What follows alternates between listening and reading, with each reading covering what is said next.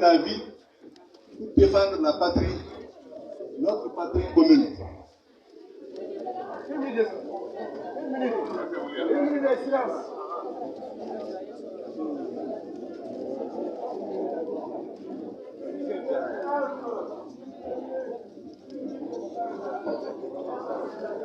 Je vous remercie.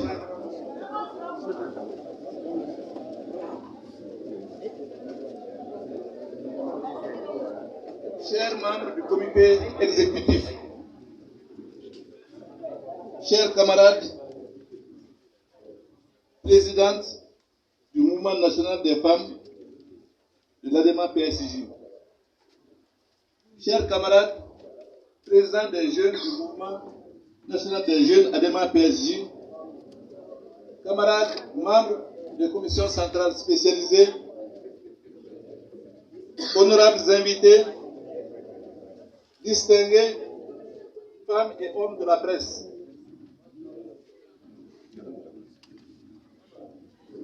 Il m'agrée en cette journée particulière, auréolée de symboles de fraternité, de convivialité, mais aussi de vivre ensemble, creuser de notre mythique et belle nation cimentée par des liens séculaires, je dirais millénaires, de vous présenter mes vœux les meilleurs de santé, de prospérité et surtout de réussite tout au long de cette année 2022. Avant de poursuivre mon intervention, je voudrais, au nom de mon parti, adresser mes sincères félicitations à la direction des Aigles du Mali, à la Fédération malienne de football, au département en charge des sports et surtout aux joueurs qui ont mouillé le maillot pour que le drapeau du Mali soit porté très haut. Qu'ils en soient remerciés.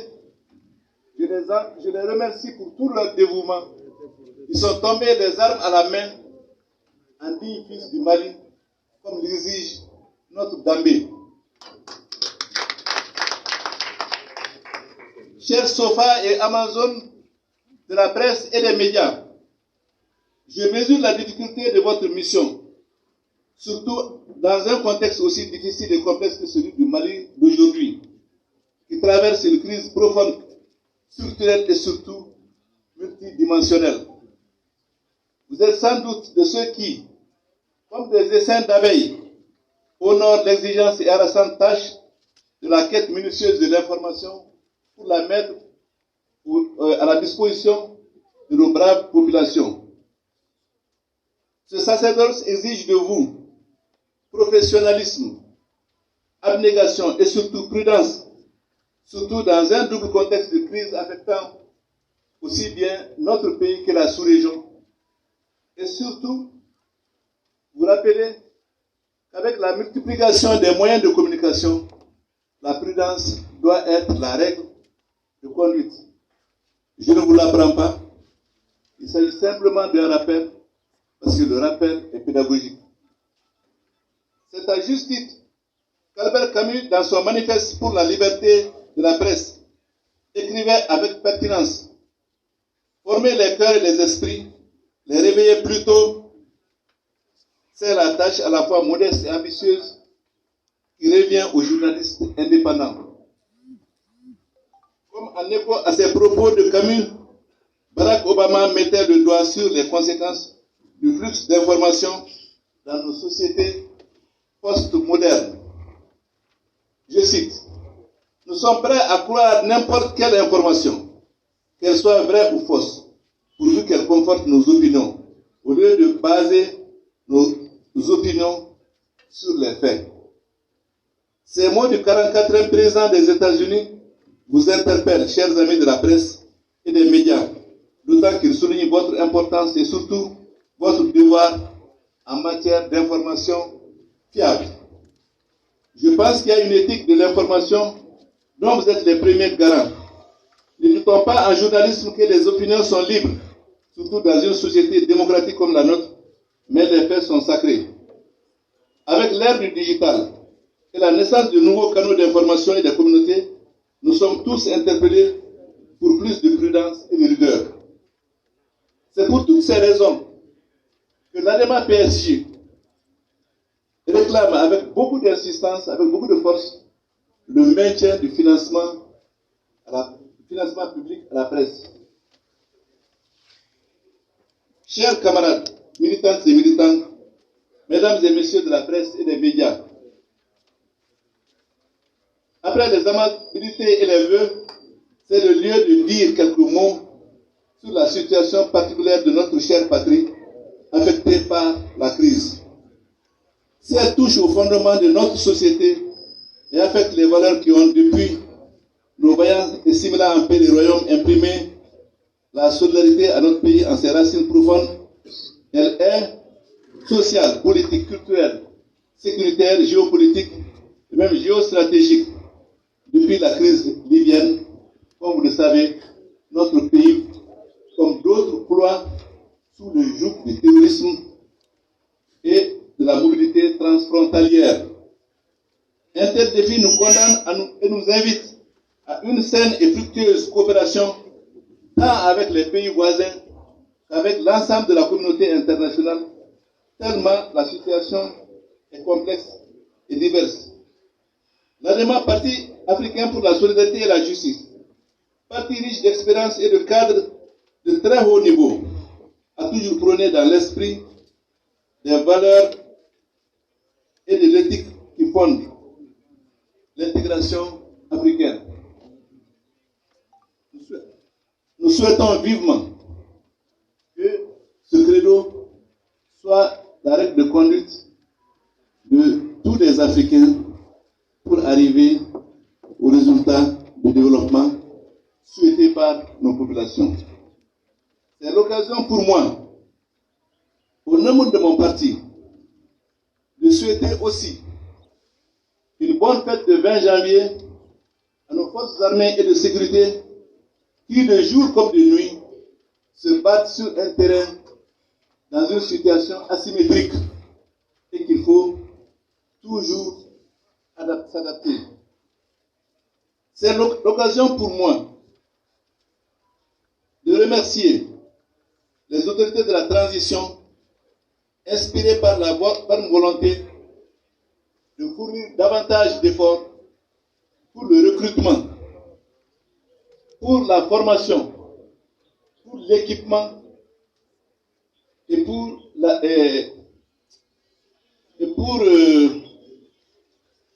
l'intéressement de nos forces armées de sécurité afin qu'elles puissent s'acquitter honorablement et dignement de la mission que la nation leur a confiée et qui n'est pas une mission simple, une mission qui va jusqu'à la possibilité de donner sa vie pour la nation malienne. Dans l'esprit de refondation dont les assises viennent de se terminer, le renouveau de nos vaillantes forces de défense et de sécurité passe nécessairement par une vision et une volonté politique forte et éclairée. C'est aussi une forte demande et attente de nos braves populations, très conscientes du fait que sans la sécurité, il n'y a rien de possible par rapport au développement qui est notre objectif commun. Pour ce faire, mes chers amis de la presse et des médias, votre rôle est principal, voire décisif, pour la mobilisation du peuple malien autour de son armée, pour que toutes et tous, debout sur les remparts et résolus de mourir sur le faux, nous défendions notre patrie, le Mali qui nous a tout donné et qui nous a été légué par nos ancêtres, nos devanciers, et que nous devons léguer aux générations futures. C'est dans cette perspective que l'ADEMA, Parti africain pour la solidarité et la justice, salue encore une fois la lutte héroïque des femmes contre les hordes sans foi ni loi qui terrorisent les populations. Notre parti apporte un soutien responsable, franc et patriotique à la transition avec l'exigence de la sincérité et de la vérité. De manière honnête et forte de sa riche expérience de gestion de l'État, le parti exprime avec franchise ses visions, ses propositions comme des amis qui se doivent respect mutuel, entraide. Notre culture fertile, ne dit-on pas que Si vous ne pouvez pas dire, si les amis ne peuvent pas vous dire la vérité, payez les ennemis pour qu'ils vous disent la vérité. L'ADEMA évolue dans ce cadre-là et est toujours prête à donner la vérité de sa vision, surtout quand il s'agit du bonheur du peuple malien.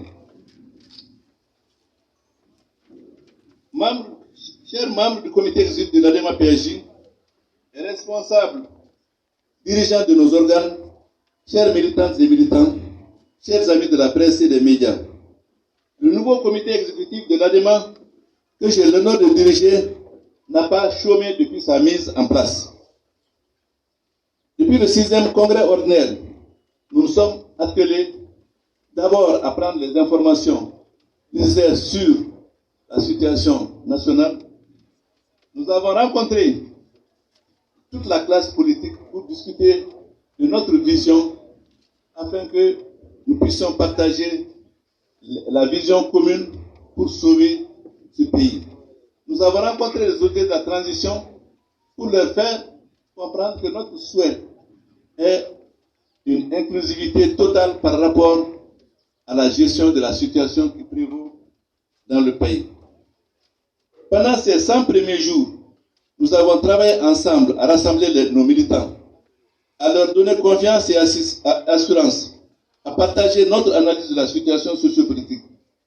C'est pourquoi toutes les rencontres que vous avez pu suivre par-ci par-là et qui ont donné lieu à des communiqués de presse que tout le monde a pu lire à satisfaction. En termes de perspective, nous travaillons à la structuration du parti pour déboucher sur des perspectives politiques inclusives, de fusion ou éventuellement, en tout cas, d'élaboration de plateformes électorales pour les joutes qui ne vont pas manquer d'arriver. Nous souhaitons une transition la plus courte possible et dans un délai raisonnable qui puisse déboucher sur des élections transparentes et crédibles. Camarades militantes et militants de l'ADEMA PAJ, mesdames et messieurs de la presse, si ce travail est indispensable pour la consolidation du parti, son destin et son avenir sont sans doute liés à ceux du Mali. Car c'est bien du Mali qu'il faut parler. Le Mali prime sur tout. Tout part du Mali et tout revient au Mali. Tout le monde doit se battre pour le Mali, à commencer surtout par la presse, qui doit mobiliser toutes les forces, toutes les populations du Mali pour la réussite de ce combat commun. Sans un Mali sécurisé, stable, retrouvant le parfum de son honneur, rien de possible ne sera pour la jeunesse. C'est pourquoi l'ADEMA invite les plus hautes autorités à poursuivre les efforts dans les domaines de la sécurité, de la défense, du dialogue entre Maliens pour plus d'inclusivité et réussir ensemble la sortie de crise. Camarades, notre parti s'appuie sur les jeunes et les femmes, ce qui nous amène à faire nôtre ce que Cheikh Anta Diop disait: armez-vous de science jusqu'aux dents. Ainsi, le comité exécutif que j'ai l'honneur de diriger fera durant son mandat de la formation des militantes et militants une priorité absolue. Je réitère mes vœux les meilleurs pour ce nouvel an chargé de défis, mais aussi d'espérance. Je profite donc une fois de plus de cette occasion pour demander un sursaut patriotique à l'ensemble des Maliens, mais j'exhorte par la même occasion les autorités de la transition à la poursuite du dialogue franc et rigoureux avec nos partenaires de la CEDEAO, de l'Union africaine et du reste de la communauté internationale, tout en préservant les intérêts supérieurs de notre pays. Vive l'ADEMA PAJ, vive le Mali, notre irremplaçable patrimoine commun. Une fois de plus, bonne et heureuse année 2022. Merci à toutes et à tous. Je vous remercie.